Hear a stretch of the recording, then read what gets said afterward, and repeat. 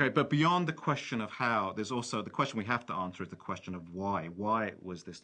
What is it that drove these terrorists? Why did they do this? And again, I think the media has given a really superficial answer here. I mean, they haven't done a good job at all. The answer that's been given, for example, by Dan Rather when he appeared on, on the Letterman show, but by lots of other experts as well, is that they, the terrorists, hate our freedom and democracy. I mean, that's just a ridiculous answer. It's ridiculous because it doesn't tell us anything. It doesn't help us understand the situation the way that we need to understand it. And what we now have to do is we have to ask this question, the question of why, fearlessly. We have to ask this question. We have to try and answer it, and not be afraid of where the answer takes us. The question is, why is there so much hatred and enmity towards the U.S. government around the world, and not just with fanatics? And I want to stress this is the anger that people feel is not with them, it's not against Americans. The anger that many people around the world feel is with the American government and the policies that it's pursued.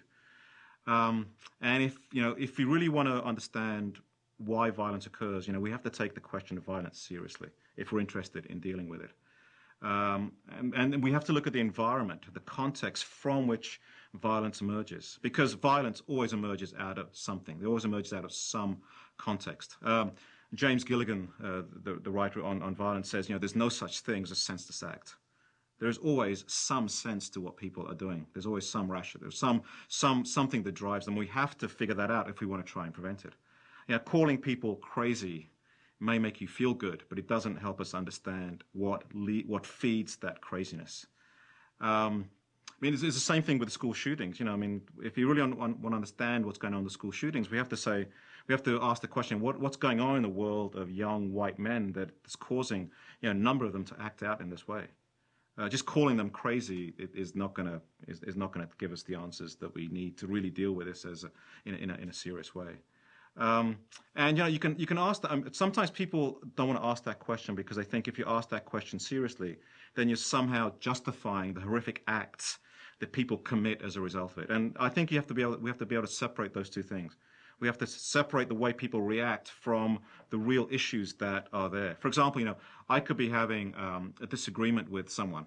I could have a disagreement with you, and that's a real disagreement based on real issues. But if I then decide to punch you, or to commit some other act of violence on you, I mean that doesn't make the issues of the disagreement any less real. The response is totally illegitimate, of course, but the basic issues that led to the conflict still remain.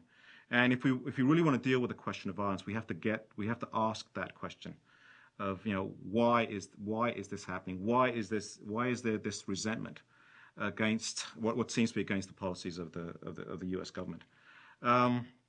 If we did that, if we asked that question, then that would put us in. Then we'd have to know something about the policies of the U.S. government in the Middle East.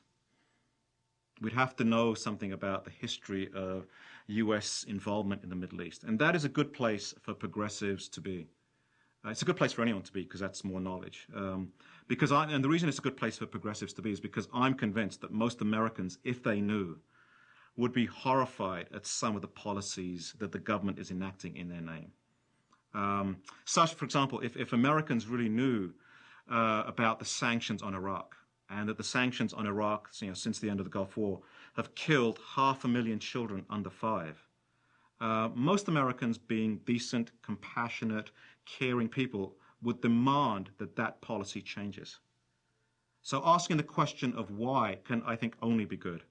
And may even lead to more democracy, as citizens hold elected officials responsible for the policies they put in place. More knowledge is always good. More knowledge is always good, and more democracy is always good. The media, because they're so closely tied to government, won't ask those questions unless they're pushed. And so it's really up to us to push those questions.